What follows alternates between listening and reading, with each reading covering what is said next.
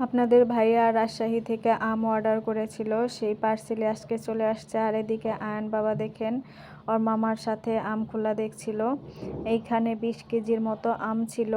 আর এই আমটার নাম যেন কি আমি আসলে ভুলে গিয়েছি, তবে আমটা অনেক মজা ছিল। আর কাঁচা পাকা মিলিয়েই পাঠিয়েছে যেন অনেক দিন রেখে খাওয়া যায়। আর এদিকে তো আয়ান অনেক খুশি, ও দেখছিল যে কি বের হচ্ছে। এই যে দেখুন আমগুলো মোটামুটি ভালোই ছিল, তবে কিছু ছোট কিছু বড় সব মিলিয়ে দিয়েছে ওনারা 20 কেজি আম। আর এখানে একদিন রাখার পরে সবগুলো পেকে যাবে।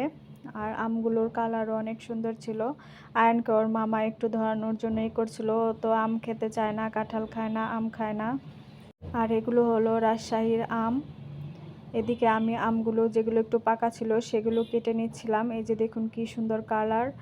আর আমগুলো খেতেও অনেক মিষ্টি, অনেক ভালো লেগেছে আমগুলো, কিছুদিন রেখে খাওয়া যাবে। এই যে দেখুন কি সুন্দর কালার। আপনারা কে কে আম খেয়েছেন জানাবেন।